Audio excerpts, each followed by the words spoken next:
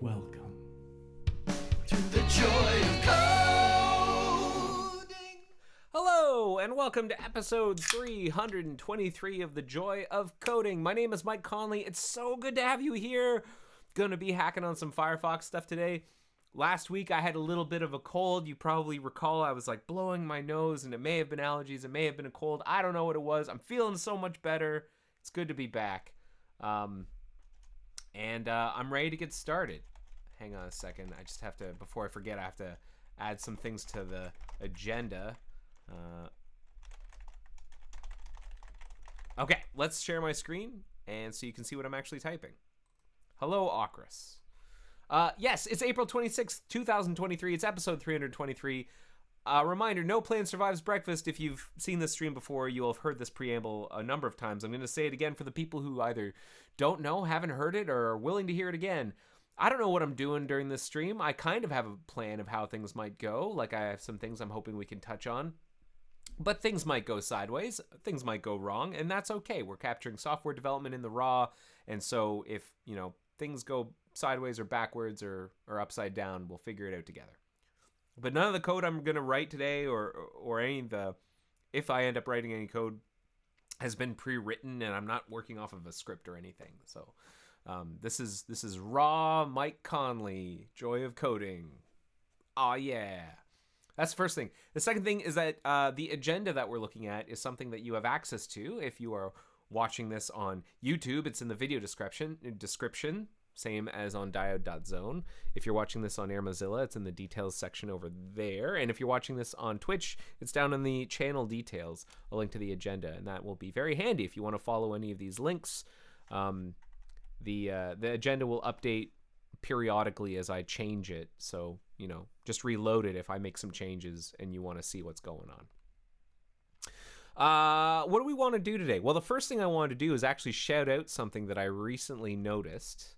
Some people on the performance team have been working really, really hard on making Firefox fast. I mean, we always are working on making Firefox really fast, to be clear. The Firefox org, the way it's organized, like, we have a dedicated performance team. And one of the tests that we're working on, improving performance on, is one called Speedometer. And this is something I noticed today. Is like, there are, ignore some of the noise. Like, don't look at Angular, none of this stuff down here. We're just looking at this graph here in the middle. And what we have here is a measurement over time. The x-axis is the measurement date. So this is from February 26th. It's only about a month away to today. So we take a number of measurements, one per day, sometimes more than one per day. And then we have on the y-axis the speedometer execution time. And in this particular case, the higher you are in the graph, the better in this orientation. And so we've got three sets of measurements here. The first set of measurement, I'm going to go from the very top here. This is Chrome. This is currently the top performing browser that's being measured for this benchmark in our infrastructure here. That's Chrome right there. And then at the bottom we have Chromium. That's the open source version of the open core part of Chrome. If you're using the Chromium browser, this is how it's performing in our harness on this benchmark. And in between, and you can see we take a lot more measurements of Firefox over time.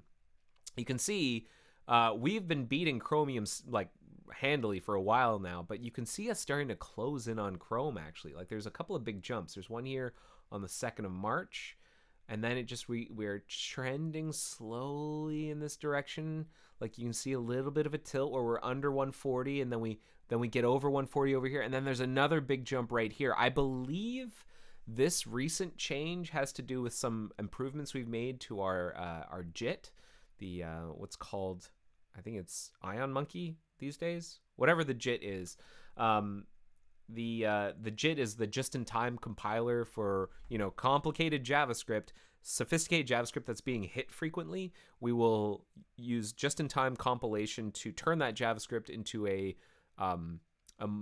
faster to execute representation. It's like a bytecode almost. You're getting close to and we can perform various optimizations on that machine code, that byte code. I don't think it's got.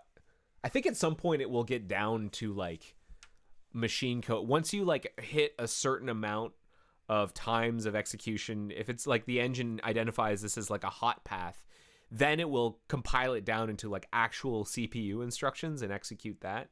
I'm pretty sure that's how that works. I'm not on the SpiderMonkey team.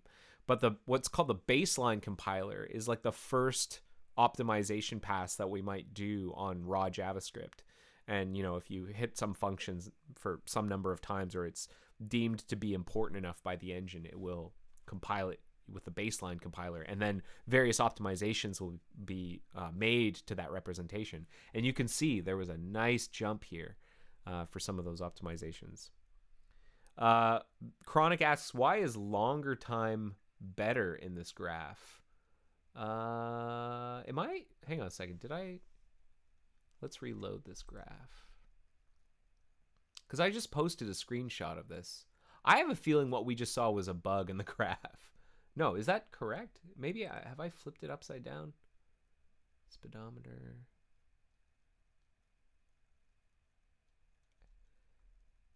Maybe it's not execution time. I got a feeling this x-axis is not correct. Sorry, this y-axis label is incorrect. I don't think it's execution time. I think speedometer produces a score, where the higher score is better. And I think this shouldn't be execution time. I think that's a misnomer. But the good news is that we are closing in. We are now only, like, we're floating around 150 here. Chrome is clocking in at around 162, like low 160s. So we're closing in.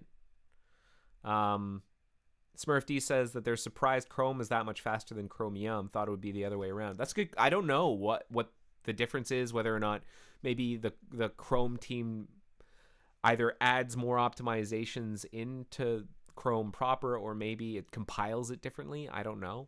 I don't know what the difference would be.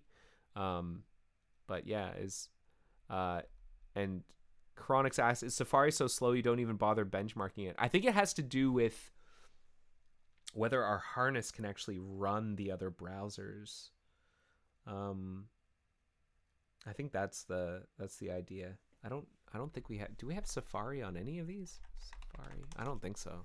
I think we have a harder time running Safari in our testing cluster, and this is for Windows anyways. Maybe we run it on Catalina. Let's see. Do we run Safari on Mac? Because like we wouldn't be able to run it on our Windows machines, obviously. Oh yeah, we do run Safari. So here's Safari. Let's see what it looks like here. Speedometer. So here, it's interesting. This orientation has been inverted for some reason. So like on Mac OS, you can see that Chromium and Firefox just started beating Chromium on Catalina, and that Safari, which is, it's kind of hard to tell. These colors are not, it depending on your, like the resolution is probably not amazing. I'm going to do my best to describe it. There's a yellow and there's an orange and there's a blue and there's a green. And green is Chromium, and that is mostly hanging out around the 135 mark. And then Firefox here is this cluster of orange, and that starts to improve right around here on Catalina. Although there are a few that seemed, it's bimodal. Like periodically we'll jump down and we'll beat Chrome, and we'll beat Safari. Chrome also looks a little bimodal. They'll have a couple that show up down here, 191, 191, 196, 200. But they mostly hang around like the 160s, in the high 160s, 165, 163, 161. So yeah, we have Safari being measured here. Safari is 159, 163. So yeah, I guess we can run Safari in the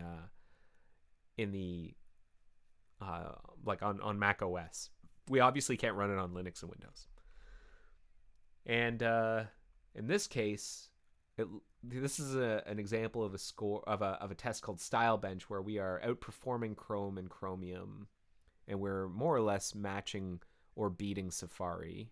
Again, this looks bimodal.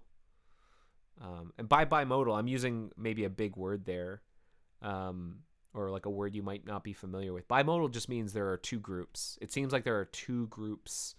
You can split like the Firefox scores into like there's a line up here, and then there's like a line down there, and there's like a little bit of connective tissue in between. But it seems like there's like two modes of our performance there.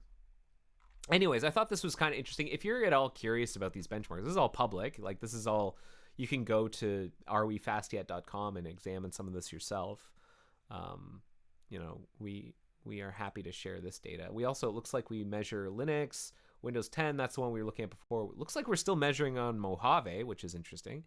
And we do mobile as well. We speedometer on mobile. And you can see Gecko View starting to improve here. We don't compare it with any of our competitors, but you can see both Phoenix and Gecko View improving on our speedometer score.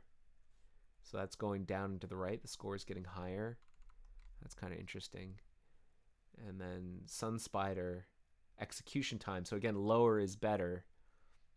You can see us more or less matching Chrome and Chromium on Android, presumably. And then periodically we will beat it. Again, it looks kind of bimodal. And then down here, you have Safari on Android. That Android?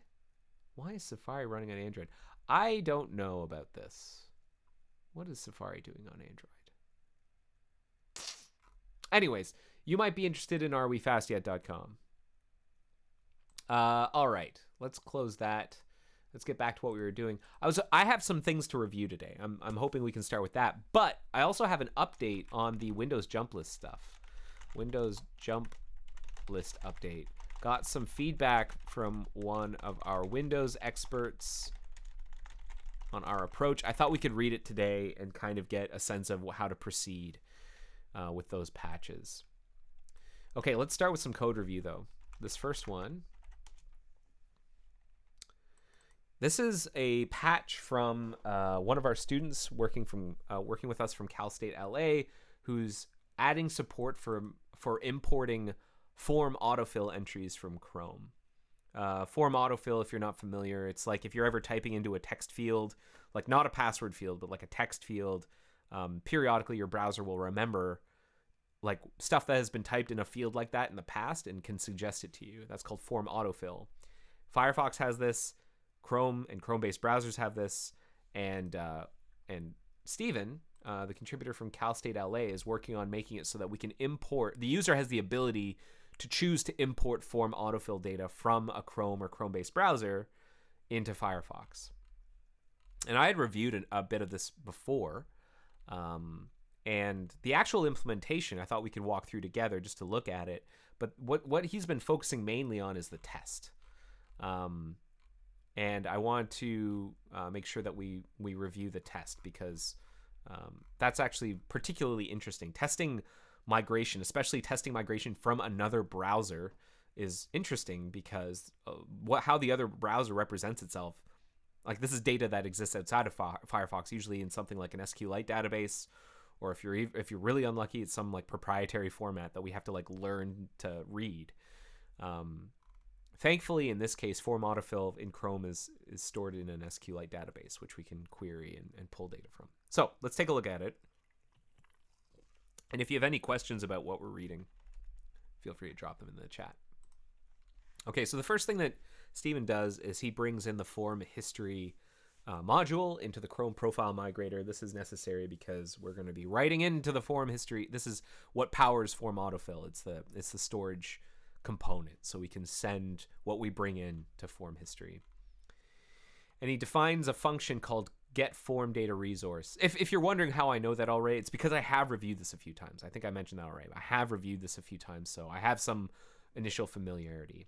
And the reason we use a function here is because we only want the migration resource to be available for users to migrate if there's actually something in the database. Because it's possible for a user to have a Chrome profile where there's nothing in the form autofill database. Either the database doesn't exist or the user has never like typed anything into a form. And so we don't want to offer importing stuff if there's nothing there to import. So that's part of what this function does, is it actually it does some initial checks. It first checks to make sure that the database exists, and if not, it returns null. And so that if we return null, we won't offer that as something that can be imported. And then we do a count query on the autofill table inside of this database to see if there's any are there any rows, and if not, well, then we return null. And if there are rows, if there's at least one row of autofill data, then we will return this object, and this object's job is to actually perform the migration. And what it'll do is it will query for the name, the value, how many times it's been used, etc. I just realized that count is not used. Oh, times used is used. Okay, sorry. Count is used. The name, value, count, which in the Chrome database is probably how many times that form autofill field has been used. The date that it was created, that autofill entry, and the last time it was used, and that's the table. So we select each of those, and we get a bunch of rows back. And then it looks like what we do is we push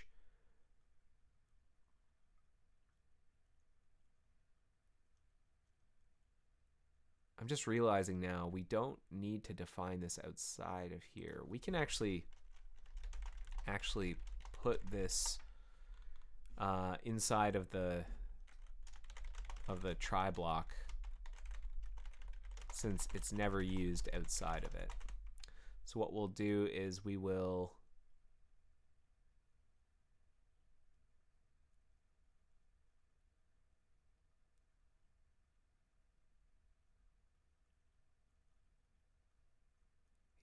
we'll go through each and do this.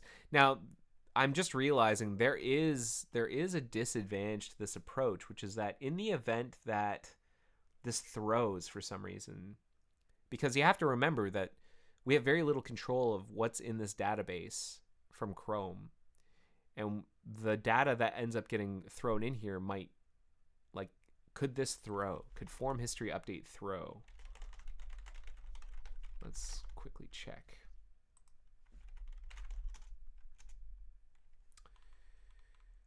Yeah, it could. It does throw in that case. It can throw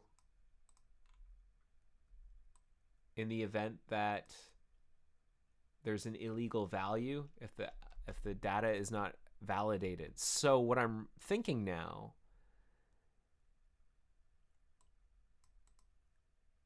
oh boy,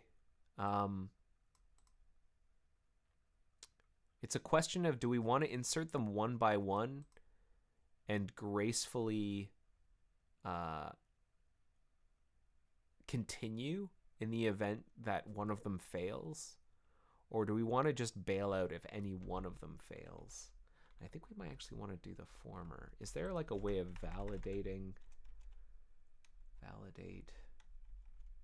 op data? That's not exposed, is it? No.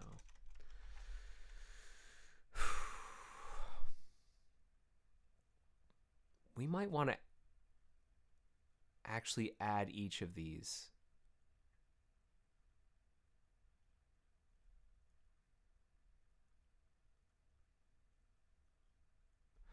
I just realized, so here's what I'm going to do. I'm going to update my comment here. Hey, Steven.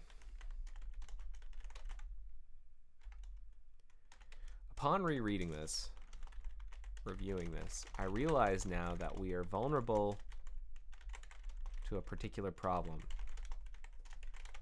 Namely, if row.getResult by name or form history update ever throws or rejects a promise, then we'll bail out completely and throws or rejects a promise for a particular row. Then we'll bail out completely and never insert any rows. That, I think we can... Sorry, did I just... Was I suddenly just like... I apologize. Sometimes I don't realize that like my brain gets disconnected from my mouth.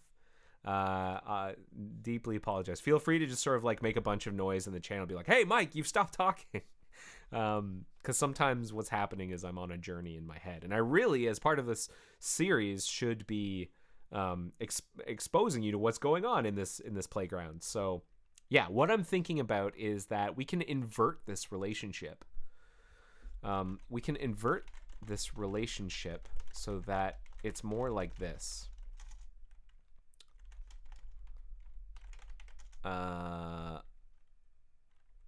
Here, maybe I can actually suggest edit. So, yeah, we define it outside, and then we actually put the iteration outside. Actually, I don't even think we need that array anymore. Then what we do is we say try await lazy form history update.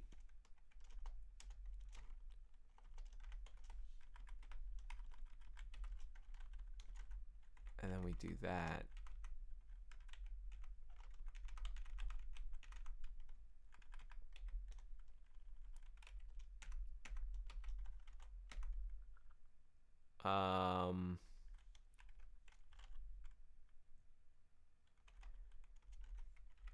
And then say callback true.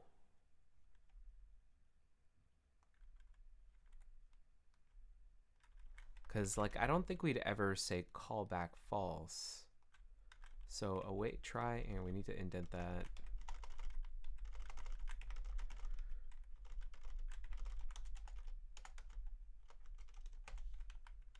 So we would form update.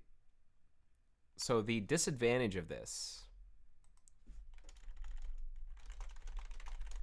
The disadvantage of this is that we end up creating a single SQL query for each autofill row, which may or may not end up being a little bit of a performance bottleneck. Actually, no, I don't think it would be. I mean, all this is happening off of the main thread anyways, which may or may not end up causing this particular migration to take a little bit longer. But since it's all happening off of the main thread anyways, I suspect we will end up not having a responsiveness issue. I'm seeing some chat here. How does the form history update handle duplicates? Can you have duplicate rows with the same field name? Yes, you can. Which is why sometimes you will see form autofill suggestions from different sites on a particular site. Like if you have an email field and they're all using the name email as the field name, you might get suggestions that for emails that you'd put in on other sites. Now, the one that you're on doesn't get to see this data. It's just suggested to you, you know. So now the sole exception is if we determine that these fields are likely for credit card information or passwords, in which case that goes through a completely different mechanism because all of that stuff is encrypted. Like it goes through a more rigorous and there's a much different flow for getting that information from the user or from the browser and the browser's like system and storing that information.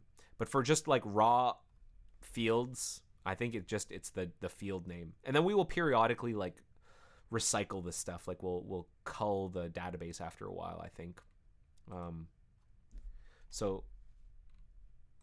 But the disadvantage of this, the advantage of this, is that if a single row ends up failing to be inserted, we end up inserting the others anyways. Okay, so I think I like that better, actually. And then we don't end up needing autofill infos. Now let's look at his test.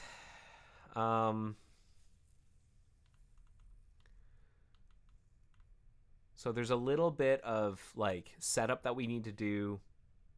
This actually should be add setup instead of add task, since it's setting up the conditions for the test. And then there's a helper function. Let's get a doc string put together for this helper function that describes what it does, what arguments it takes, and what it returns. Let me see if I can show them an example of a good doc string in some of our other tests. Head.js, like this one. Example.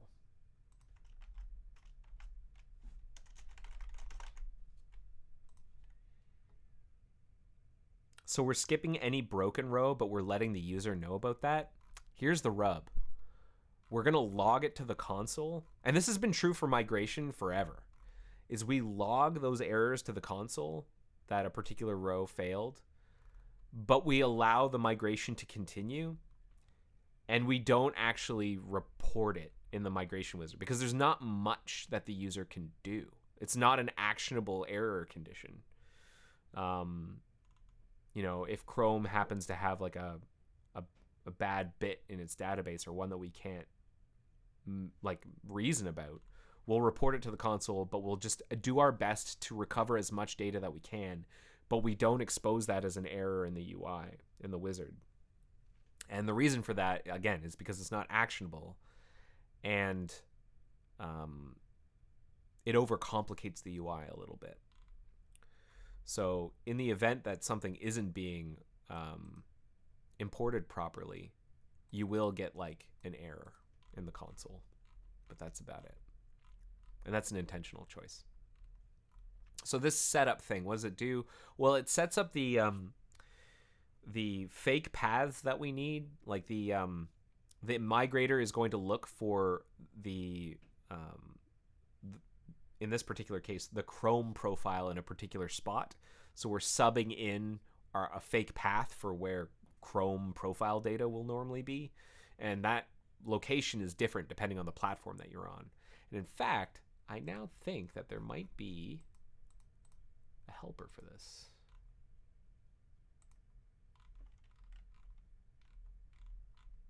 Is there? Get root path? There's get root path.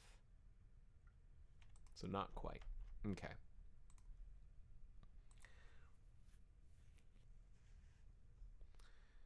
So what we do is, I think what we can do is we can make use of get root path. So if app constants equals win, then local app data. Is that what we want? Win local app data. ulibdir if you're on Mac OS. And if you're otherwise, you're going to get home. Makes sense. Okay, so in that case, oh, and then this returns, shoot, okay, so it doesn't return the key, it returns the value of the path. That's not what we want to do. So we're okay here. Root dir, do get file, Chrome files true, we'll go create it. Okay, fine, that's fine. And then we make a decision. So this is a helper function. I'm going to come back to it in a second. These are the actual operative parts of the test that make use of that helper function. The first one tests Chrome. What it does is it passes in, if we're on Linux, we're going to pass in Google Chrome as the subdirectory. I see. It ends up getting called off. Google Chrome.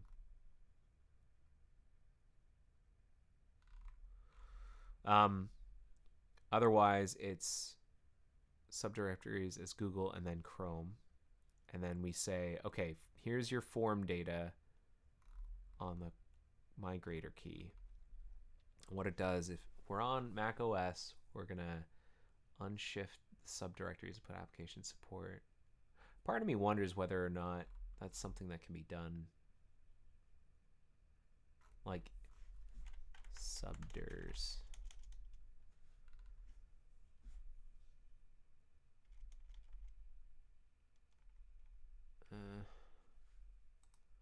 Like some of this directory manipulation, I don't mind it being here actually.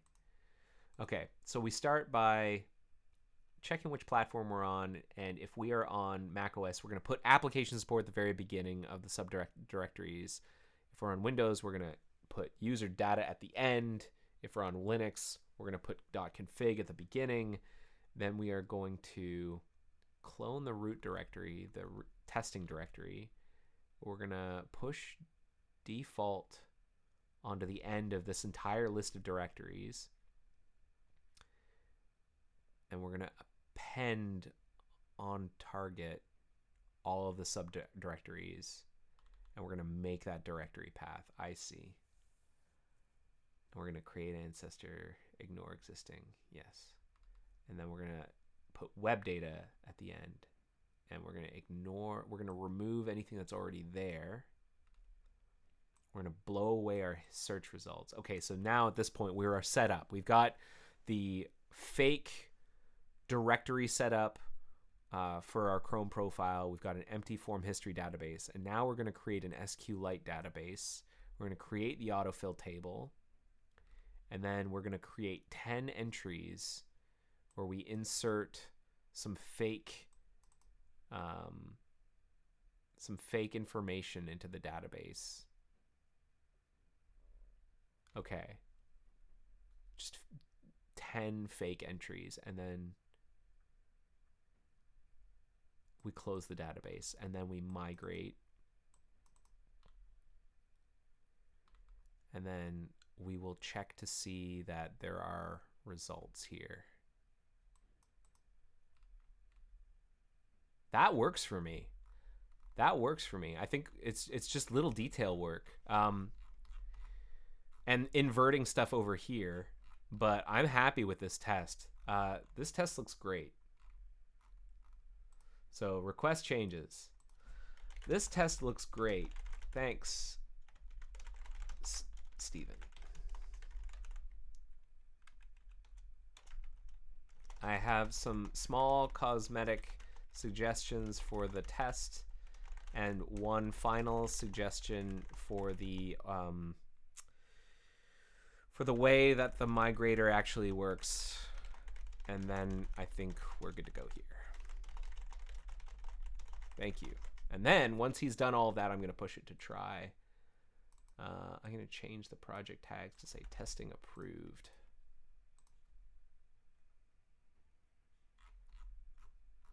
Okay, good job, Steven. Next up, what's this one? Right, so for this, there's a project to put our Moki tests, our browser Moki tests, into alphabetical order, and that's because that's the order in which they execute.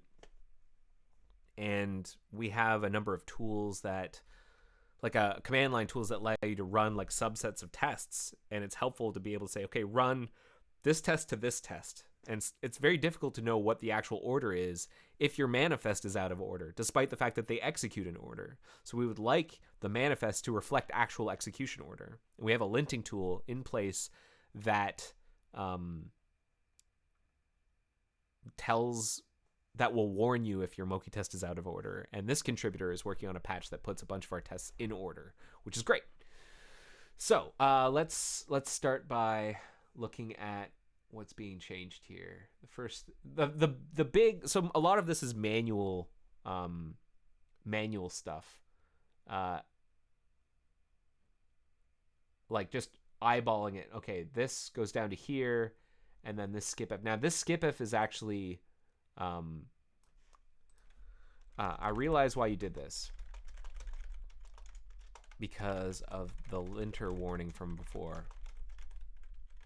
What we actually need to do here is take advantage of the rather non-obvious implicit OR that exists per line.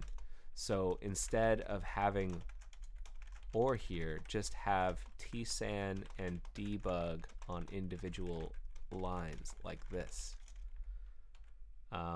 Skip if equals tsan debug. I think that's right. Skip if equals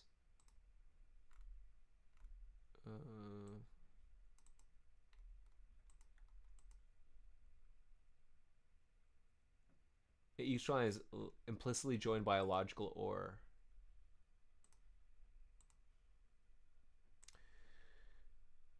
The rather non-obvious implicit OR that exists per line. So I'm going to link to that documentation. So skip if. I'm looking for like a good example.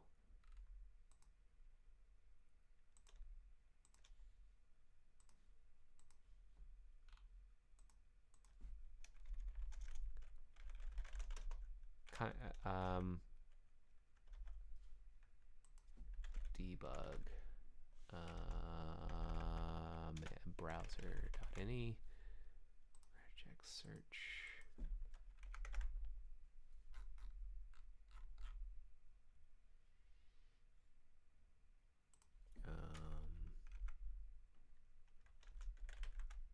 tsan debug. I guess what I'm looking for is tsan.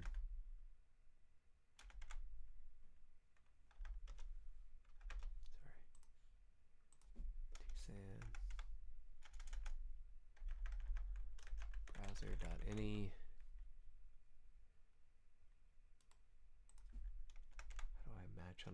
How do I match on a yeah, tsan.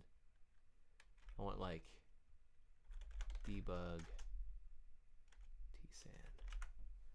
Okay, there might be a couple here. Yeah, like this. This is what I want to show. Okay. Like this. Okay. So that's an example. So that looks good. Okay, here's a bigger one. Now, this is not going to be the funnest review, just so we're clear. This is not fun. This is kind of like organizing. So this is a lot of like hand verification, but that's okay. The good news is we're taking advantage of the fact that because the linter didn't complain that this was out of order, we know it's in order, which is great. We don't actually have to check that this is in alphabetical order. We just need to check that the stuff was moved correctly and nothing got removed. So, for example, blob URL came from where? Down there. Okay. Broadcast channel. Yep. Count and remove. Count and remove. Yes. No. And what I'm looking for, just so we're clear, is I'm looking for these like test directives that usually follow that sometimes follow a particular test, and making sure that if any exist, they were moved as well. And none of these three had test directives, so those moves are fine. And then browser forget API cookie get okay, and then forget about site. Now that one had a test directive. That looks right. Image cache.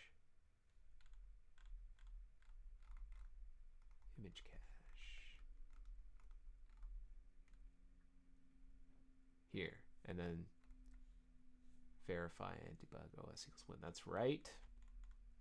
New tab button. Nothing. Origin atchers reopen in. Origin atchers reopen in. Now, some of you might be wondering, why can't we do this by hand? Or why can't we do this automatically with automation? And the answer is, the hope is that we do this by hand once and then never again, because of the linting tool. The linting tool that we built in doesn't know how to understand the comments and the directives in here. So even though it can reorder things, it can't do it itself automatically without mangling the file. And so we're just going to do this one time only handwritten thing. And then, okay, so that was HTTP first disabled, and that gets moved there. Okay, good. Related tab, yes, reopen in comes from where? And that's HTTP as first disabled. Yes. Good cookies with origin attributes. Yeah. Restore. Browse restore. Get cookies with origin. That looks wrong. That looks wrong. That should apply to this test. Okay, this is wrong. So we got one. This skip if line is supposed to be associated, was originally for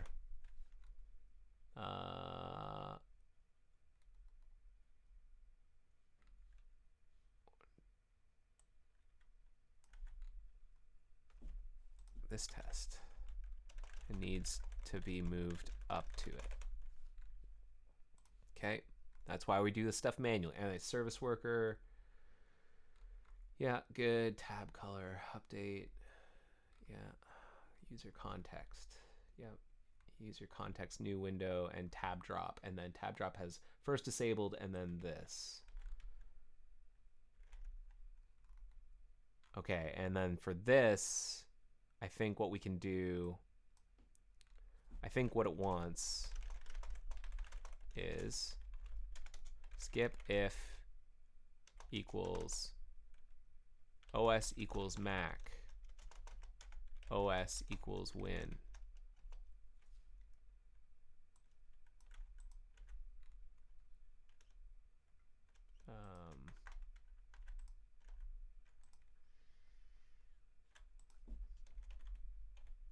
Okay.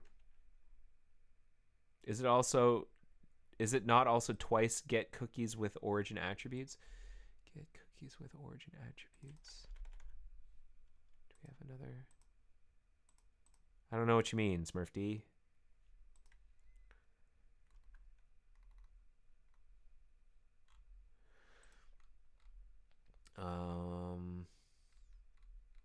And then browser window name. That needs to be tags open window. Browser window open is also tag open window. Okay, and then we've got kind of like an extra new line here. Let's drop this extra new line. Okay, that one's done. Okay, here we go. Here's another one. So, you know what might help actually is if I can open this exact same file in like my editor. Have it on the side.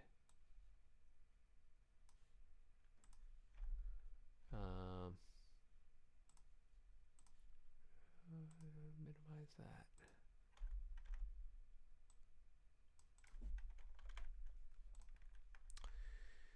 And so I can just like, yeah. Oh, I have applied the patch. That's why that's there at the top. Update central. I need to compare it with what's actually in central.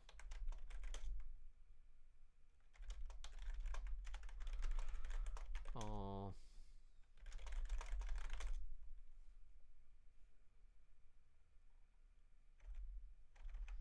Okay. Good. Undo restore. That's also this one. Placements update is here. Thankfully, even when they're out of like the prior to being in alphabetical order, they tended to cluster in alphabetical order, so that's nice. Panel restore, placements update, show toolbars drop down, button full screen, and then it's full screen OS equals Mac. That's good. Button preferences still customizable after reset. Scene widgets post reset. New default button skip if verify. Yeah. Header separator. Ah, this is missing overflowable toolbar. So where'd that? Yeah, this needs to move. Needs to follow the test as before. Okay, and then search bar and panel. Yeah, good. And then panel multi-view. That's right at the bottom. Lovely. Focus. Yeah, keyboard. Yeah. Post customize. Right there. Good. Tooltips and navbar. Yeah, good. Customization context menu. Yep. Edit controls. Update right there. Good, good, good. New tab button. Customize mode. Open tab. Open from pop-up. Then lazy tab. Banner visibility. Good. Panel, keyboard, navigation. Good. Location specific. Toggle. Reload tab. Remote tabs button. Ah, here's another one. So remote tabs button came from here. This needs to move up to be under browser remote tabs button.js where it originally followed.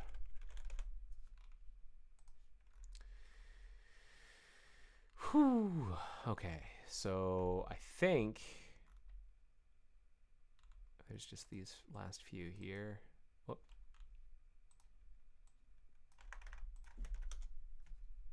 Sync tabs menu. Yeah. Okay, we're good. And then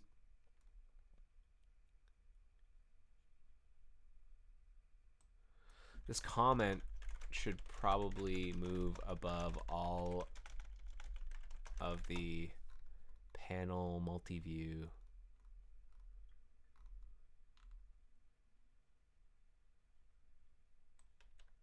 Above, move just above.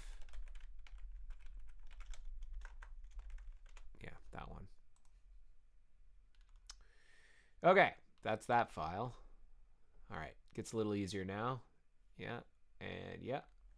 Okay. Here, disable policy background app update. And then it's skip FLS equals win and M6.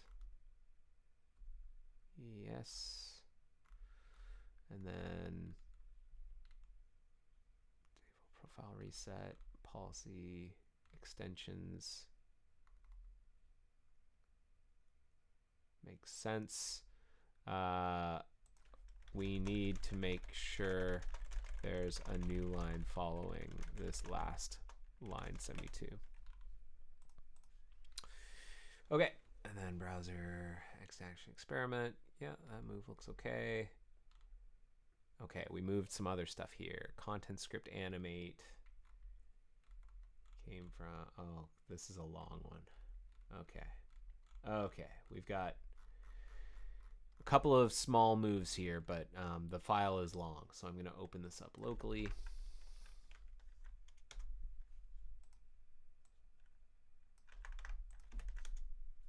Yeah, that one was right. We already checked that one. And then this one, good. Policy extensions, good. Wait, did I? Oh, it's not nearly as long as I thought it was. I think I'm in the wrong one. I'm in the wrong one. I should be down here. Where am I? Enterprise policies still?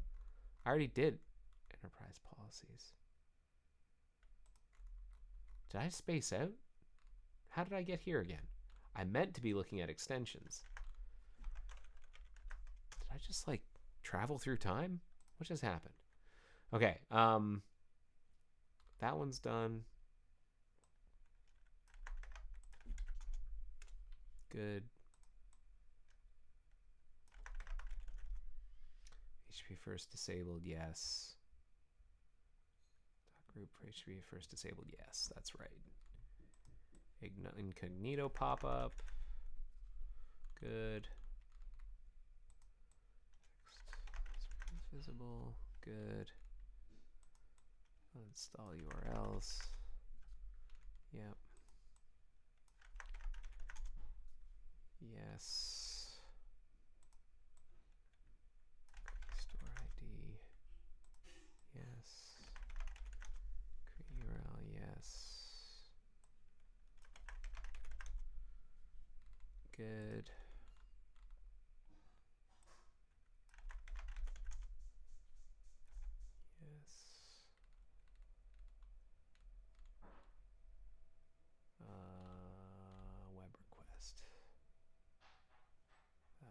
good.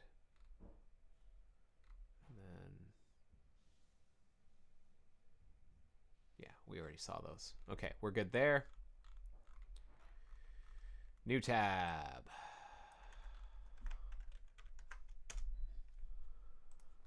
Okay.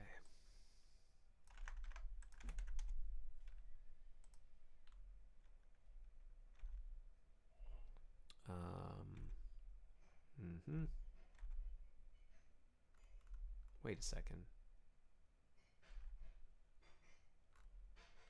This is already at the top.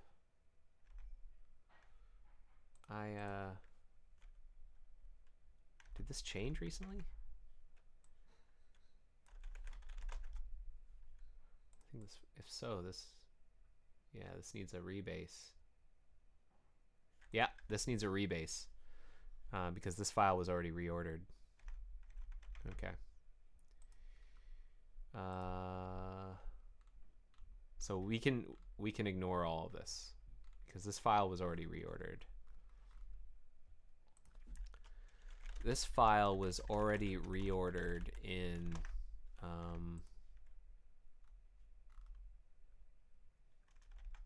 was it? New tab.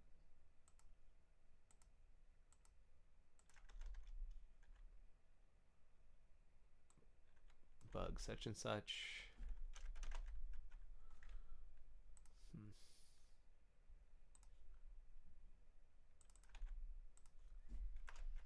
So you can revert the change to this file altogether and rebase. You can do that with hg uncommit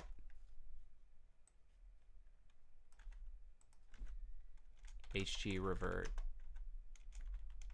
to revert the changes to this file before you rebase. Okay, next, origin attributes, aka container tabs.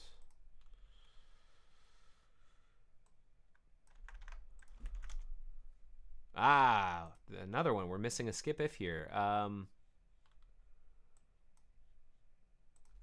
This needs to follow such and such. Then cache API, client auth, skip if verified, good.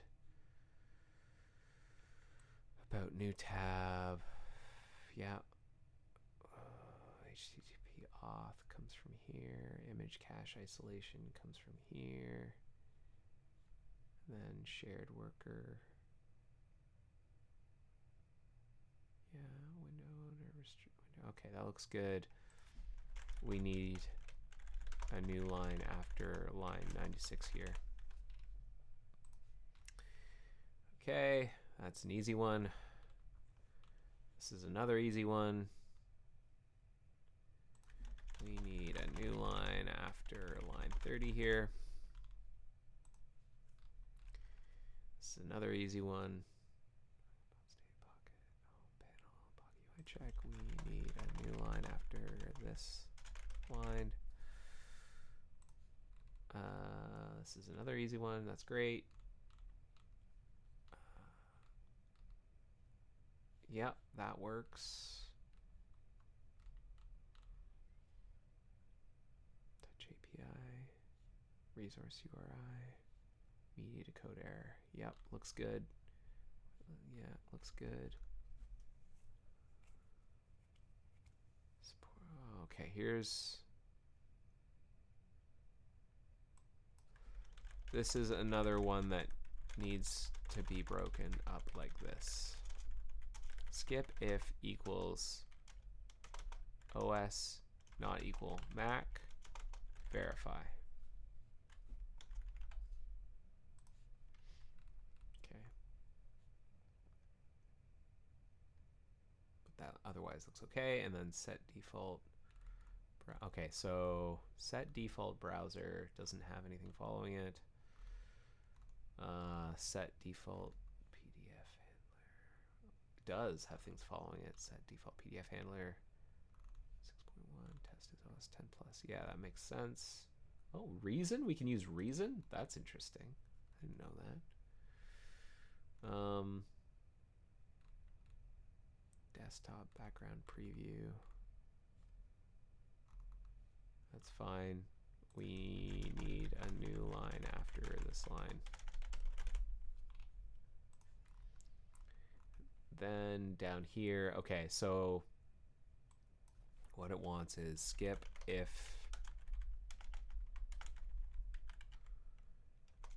equals OS equals win ccov tsan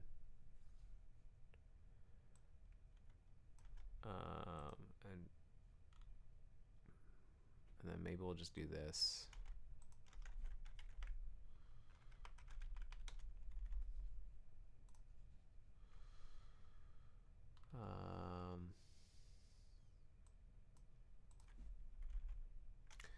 Skip if equals OS equals win ccov tsan.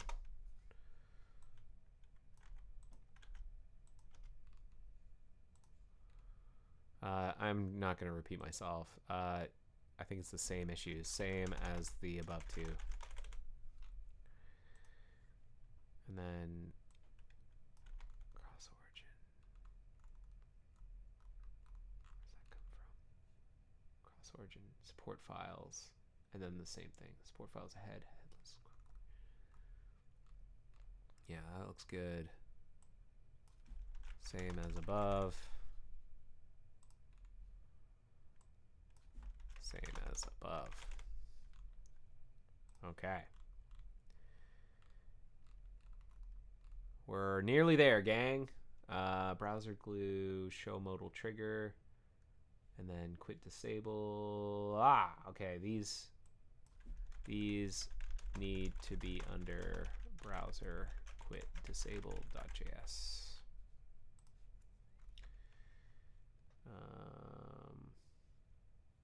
And then quit multiple tabs. Browser startup. Quit shortcut warning. Okay. Browser startup homepage is good. Browser to handle telemetry. If OS equals 1, that looks right. Okay.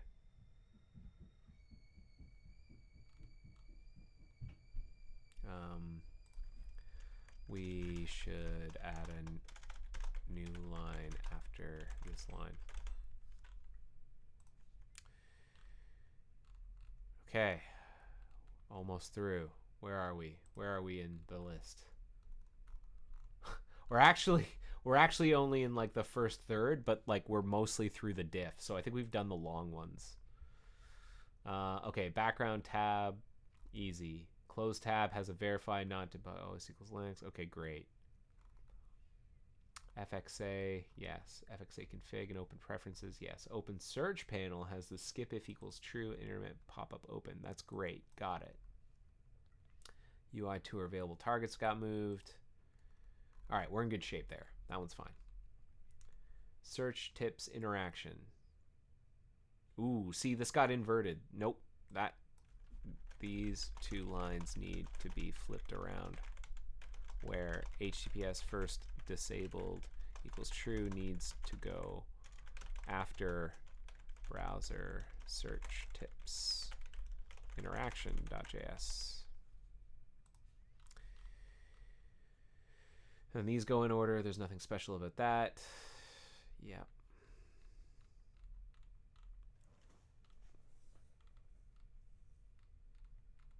Okay, this is another long one. I think I'm going to open this one as a separate file. I'm curious about the percentage of Git Cinnabar users. Yeah, I don't know what the stats are there. Good question. Okay, good. Detached tab has skip if Apple Catalina. Yeah. And OS equals win. Good. Hidden focus. Overflow resize, private feature, search terms, background tabs, modified URL, move tab, pop up, revert, search mode, switch tab, telemetry. Set URI, HTTPS first disabled, skip if adult, yeah, that looks good. Tooltip, trim URLs, and then that has HTTPS first disabled. Great. Then about home loading. It doesn't change. Good. And then autofill backspaced. Good. Autofill canonize HTTPS first disabled. Yep. Caret not end. First result. Paste placeholder. Preserve. Trim URLs. Typed undo. JS. Good. Calculator. Click row border. Good. Textual search. Good. Browser keyword. Support files. Print post data. Yep. Looks good. Keyword override.js. One-offs. Support files. Yep, looks good. Move match. Result span. Indicator. Click through. Again, what I'm looking for are the things that follow the test definition here in this file to make sure that if there were any that they followed it, and so far everything's been matching up. Here's, for example, some stuff that's following. Select stale results, and we should expect, yeah, support files. Yep, that looks good. Selection key navigation doesn't have anything. Great. Add search. Shortcuts. Support files. Many 201. Yep, good. Stop pending.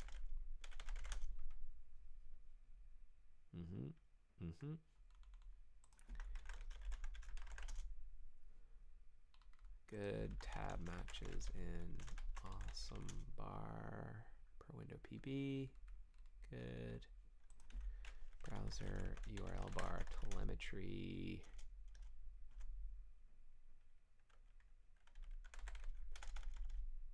Tree.js. Tags, search telemetry, support files. Yes. Okay, that file's good. Happy about that. Quick suggest. Great. We need a new line at the end of this, after this line. And that's it. That is everything. Thanks so much to the contributor, Anwar.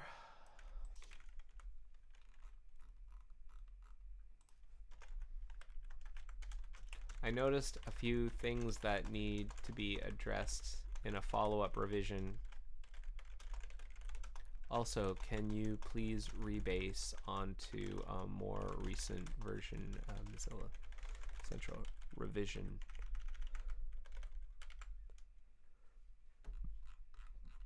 Okay, so request changes. That's done. Next. This one, right? Test for. Okay, this is another test from one of our students from Cal State LA. We added some telemetry to both the old and new migration wizards, and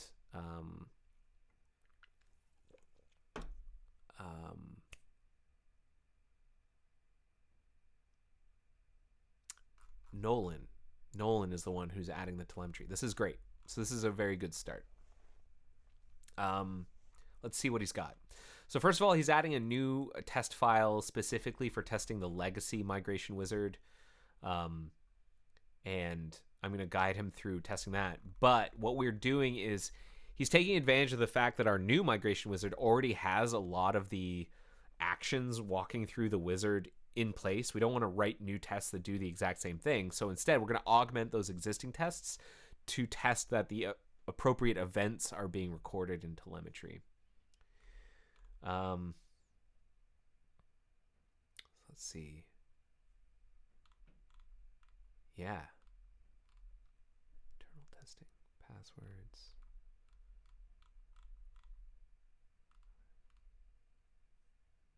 Yeah, that looks so amazing. Testing. Check telemetry. Resources. Argument resources is passed to check that the indicated resource is selected and imported. So not quite. This actually, I think this can be clearer. From what I'm reading here, what's actually being passed in are the expected extra keys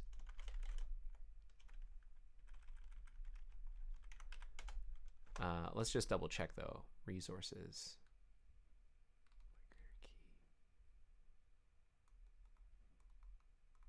Expected extra keys.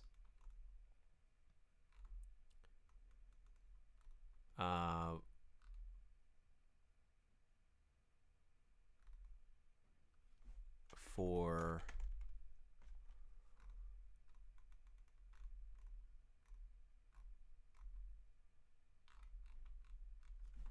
the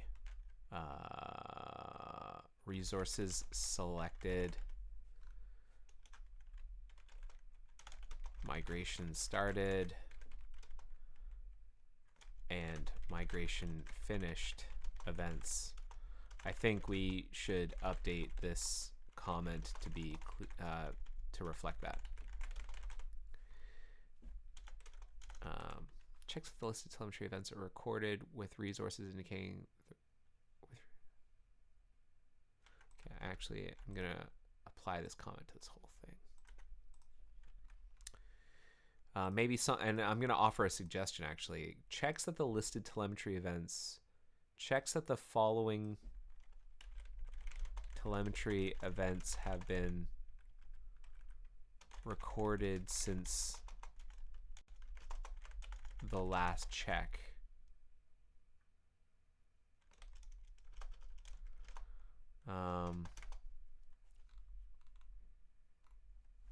Browser.migration.opened. Browser.migration. I misspelled that. Migration dot profile selected. Browser.migration dot resources selected.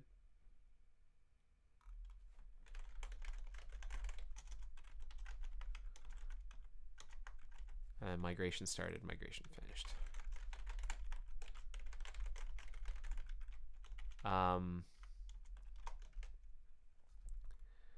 So last check, and in this order, in order.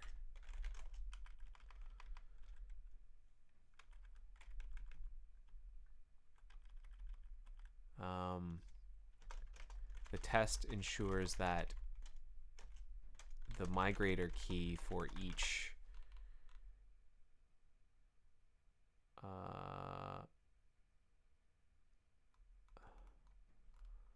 migrator key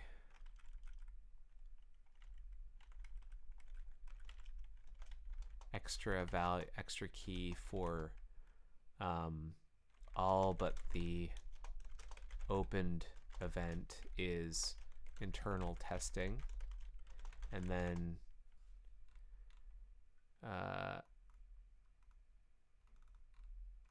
oh, hang on. This test ensures the migrator for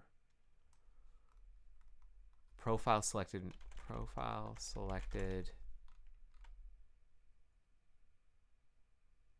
opened, browser selected, for browser selected and profile selected. I forgot one here.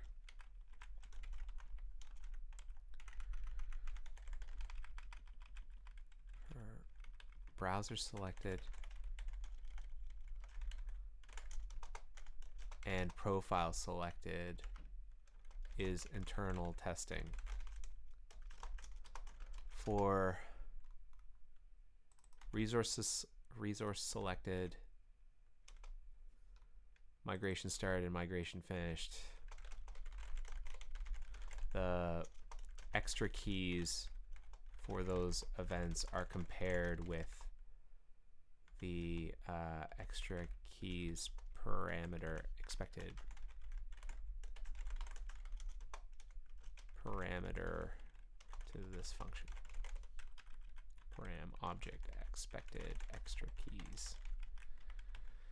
Expected extra keys for resources selected, migration started, and migration finished. Something like that. Otherwise, I think this looks amazing. And then for this,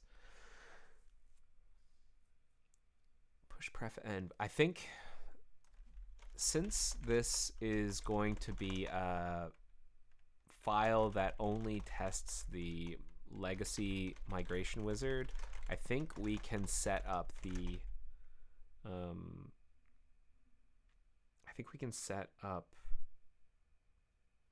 set the preference in an add setup function like this. Add setup async function, and then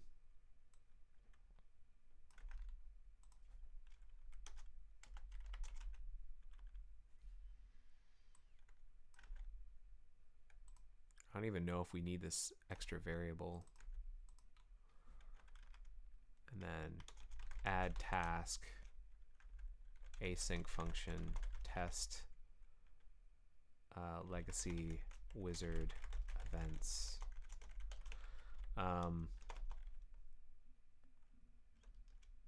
Let's open the old wizard.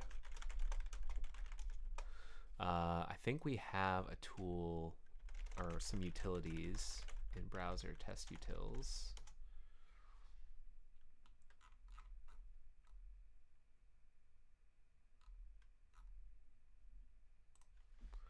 Wait for migration wizard.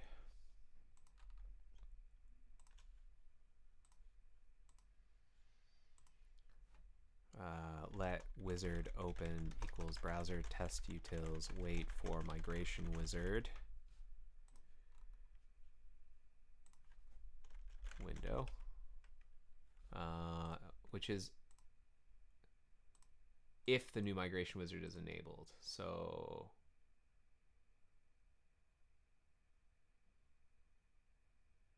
if we're not using them, we don't use it at all. So wait for migration wizard, and then we're going to open the migration wizard. Migration utils, show migration wizard, window. I think something like that will do it.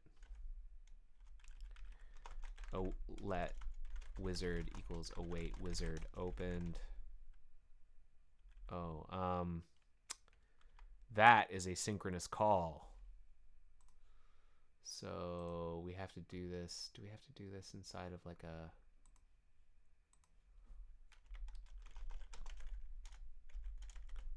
Opening the old migration wizard is a synchronous, is a blocking call. So we do it from a runnable that we put on the main thread so that the test can continue without blocking. Execute soon.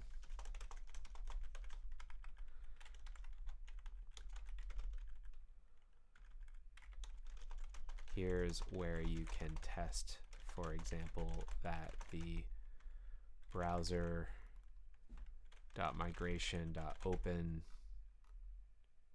opened event fired for the legacy migration wizard.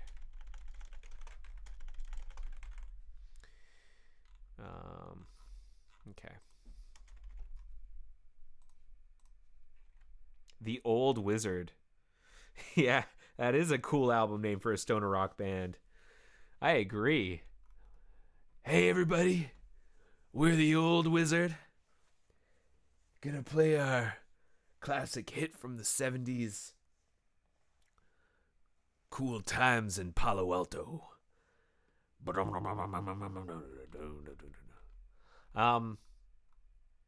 Okay, so I think that's enough feedback to get Nolan moving. Request changes. Nolan. Hey, Nolan. This is looking great. Just a few small suggestions for the new Wizards tests, and I think we're good there. Small cosmetic. I've also added some guidance on how you can start writing a test for the legacy Wizards telemetry events too.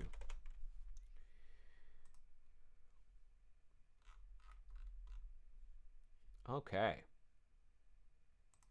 That's that review. Now, how long is it going to be? You know what? I'm going to not review this right now because I want to...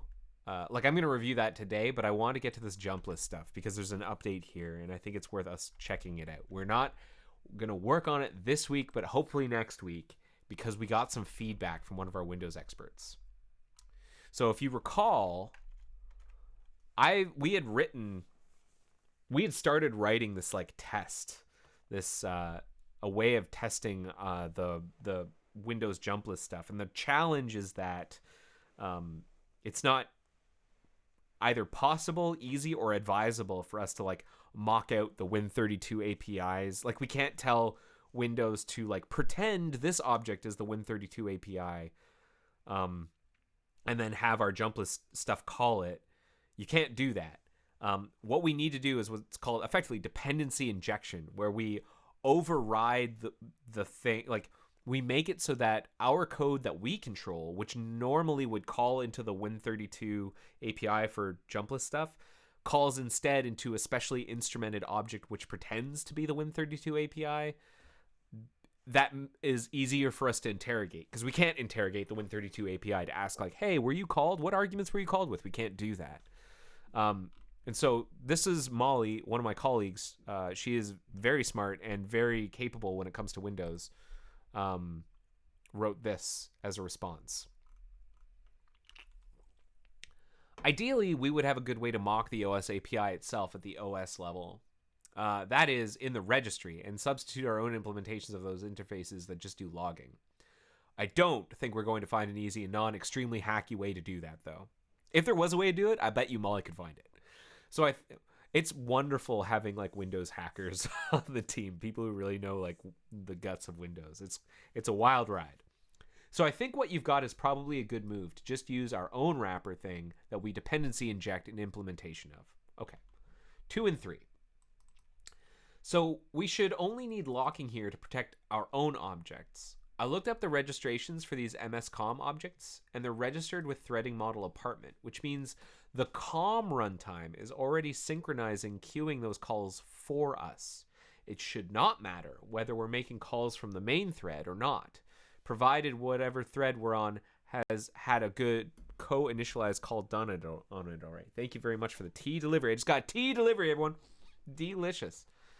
Consequently, I also don't think it matters which thread issues the final release call. It should always get marshaled to the object's apartment thread. And that's all related to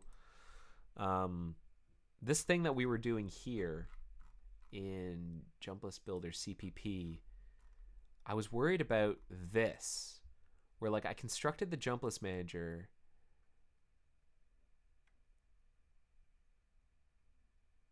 and like, hang on, what did she say again? What did she say? I need to reread what she wrote. Co-initialize. Good co-initialize. Is jump list builder.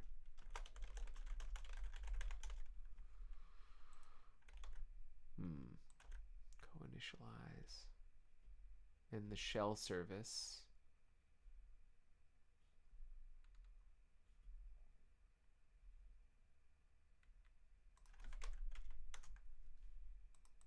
Initializes the COM library on the current thread and identifies the concurrency model as a single threaded apartment. We should call co-initialize X instead of co-initialize.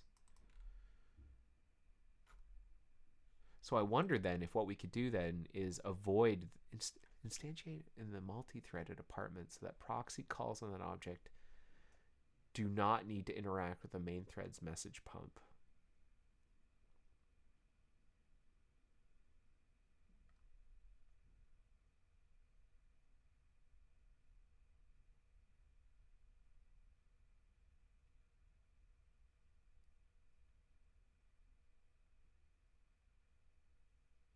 Where did that come from? Aaron Klotz back in the day.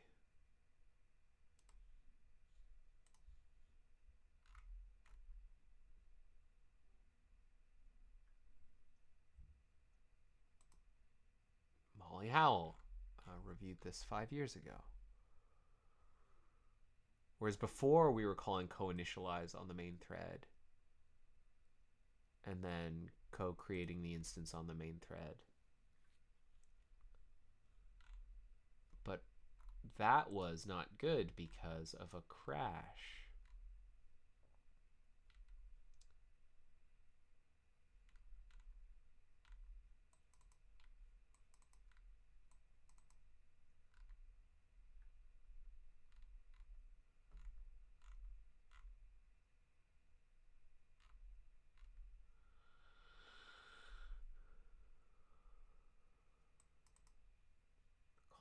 The main thread to pump messages. Meanwhile, the main thread is trying to call a different method on the jumpless builder and is blocked in the recursive mutex. We either need to replace the gecko recursive mutex such that we can call, or we need to do the full refactor in this code to use the multi-threaded apartment.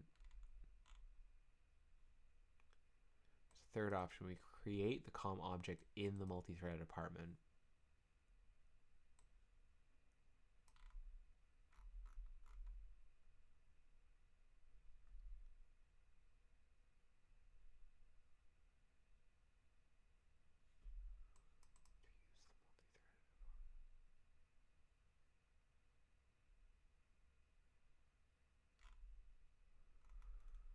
Create the COM object in the multi-threaded apartment. That probably requires the least amount of code churn.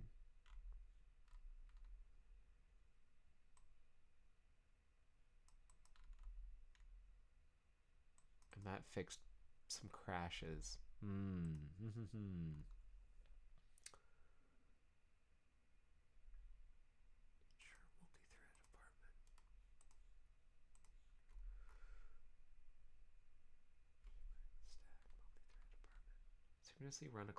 Synchronously run a closure on a thread living in the COM multi-thread apartment.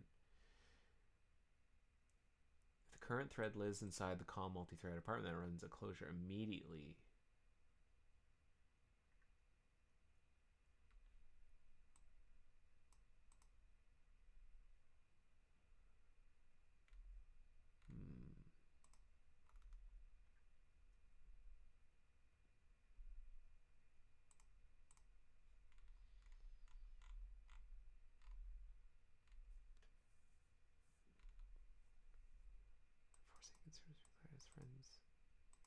Sure, MTA. What is the multi-thread apartment? Who knows? Does anyone know what the multi-thread apartment is?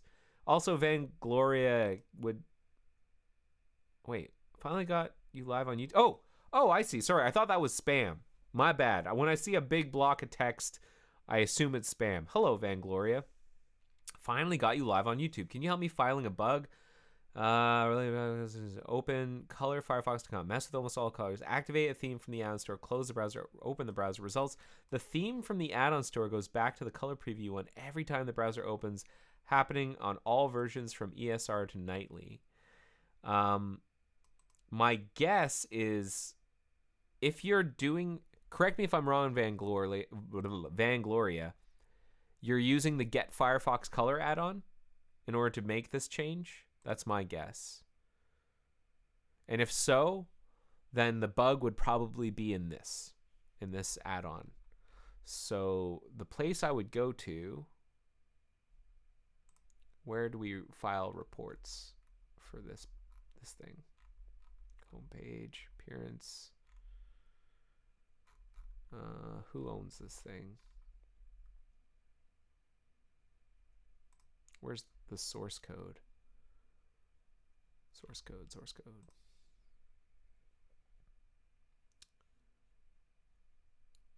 Last updated a year ago, but here's the extension. So I would file an issue here.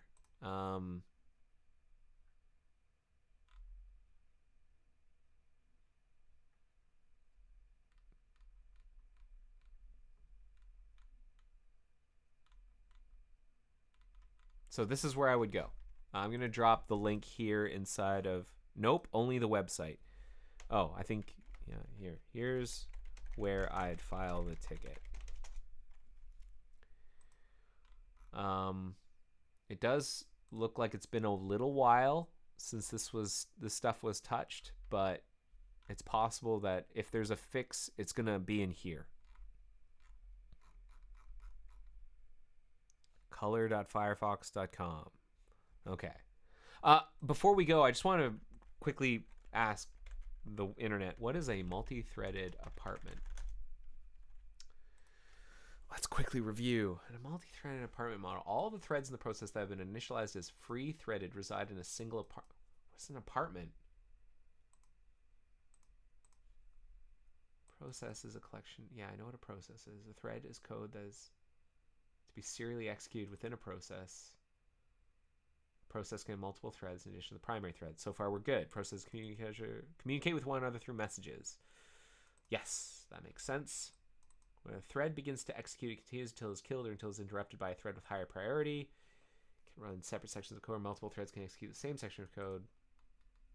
Each thread in a process shares the process's global variables and resources. Dangerous. The thread schedule determines when and how often to execute a thread. Multi-thread applications avoid two-threading problems, deadlocks, and races. Of course. Apartment and the COM threading architecture. While COM supports single thread per process model prevalent before the introduction of multiple threads of execution, you can write code to take advantage of multiple threads. Efficient applications by allowing one thread to be executed while another thread waits for some time-consuming operation to complete.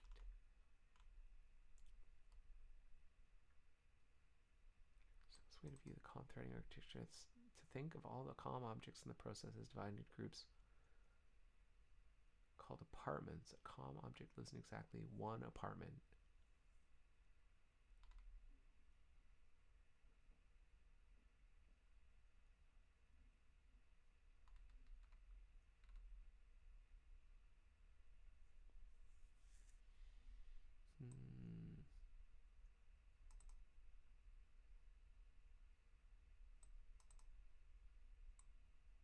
Thread, so all COM objects that live in a single thread apartment can receive method calls only from the one thread that belongs in the apartment. Simplest way to call is think all COM objects in the process is divided into groups called apartments. COM lives in exactly one apartment. Belongs to that apartment. Must go through a proxy. Multi-threaded apartments consist of one or more threads, so all COM objects that live in a multi-threaded apartment can receive method calls directly from any of the threads that belong to the multi-threaded apartment. Threads in a multi-threaded apartment use a model called free threading. Calls to COM objects in a multi-threaded apartment are synchronized by the objects themselves. Okay, I need to review this. I'm not going to do this in front of you because I have a lot of reading to do. I don't want to bore you by reading in front of you, but I need to rethink this, and I'm wondering. I'm gonna just wonder aloud for a second here. At the risk of boiling the ocean, this is all super scary, and it makes me wonder whether or not we have an opportunity here to do something better. For example, we're doing a lot of heroics inside of this patch. We're doing a ton of heroics to have the old and new jump list stuff work inside of Jump List Builder. So, what if we use a new backend that we write in Rust to avoid a lot of this threading complexity? Like, I wouldn't have to worry, for example, that the wrong thing... Like, do we have support for COM MS-COM Rust. Do we ever use MS-COM from within our Rust code?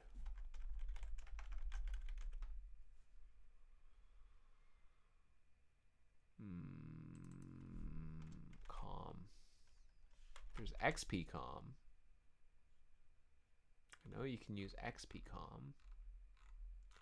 You can use COM.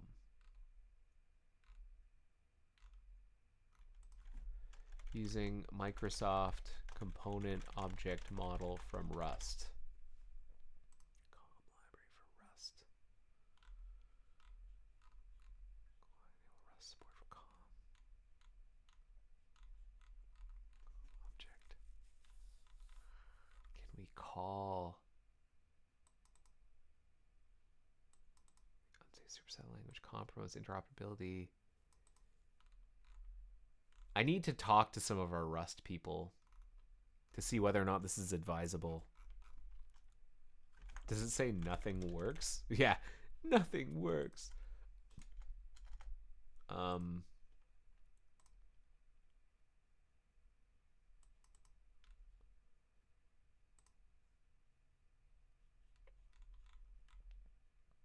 Windows and Windows sys creates like calling Windows API, past, present, future using code generated on the fly using the metadata describing the API. Dependencies Windows. Use Windows function. XML document. Use Windows. Do we have anything like that? Like if I look for that's in third-party code. What about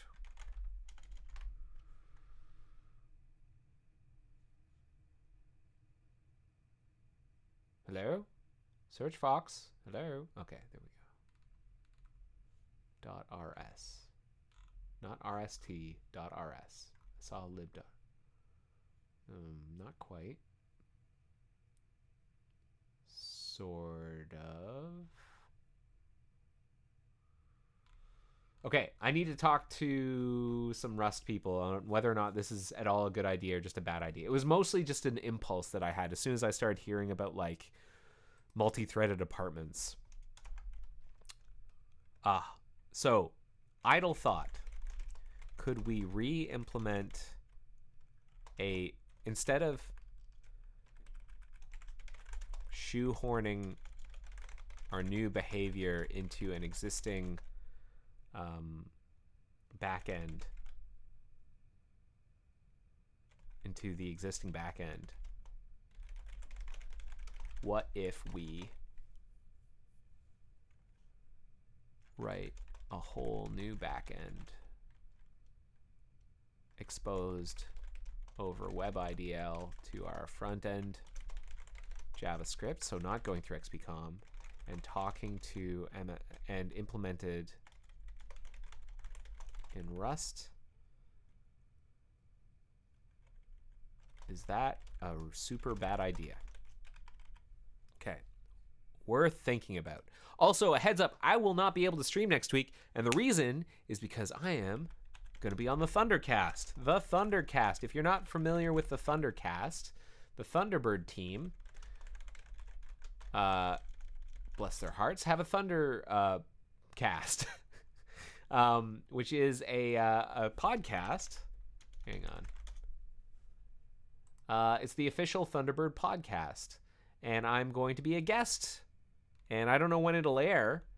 I think it's sometime in the future, but we're going to be talking about Firefox stuff and my times working on Thunderbird, and maybe the Fediverse. Who knows what we're going to talk about? But we're going to be recording that next week at around this time, so I won't be able to stream, unfortunately. But then you'll get to hear, if you want to hear me natter on with a couple of other excellent people, you can listen to the Thundercast. And you can follow along if you want. You can just go follow the Thunderbird blog, and it should be posted there when it's published. So there you go.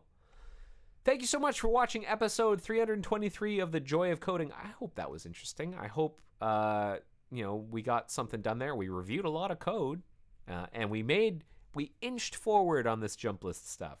inch by inch. Again, I won't be podcasting. I will be podcasting next week, but I won't be streaming next week, and I'll hopefully see you the week after. So have yourselves a great couple of weeks, and we will see you soon. Take care, everybody. Bye-bye. Hold on, I gotta open up Wacky Morning DJ. Bye-bye.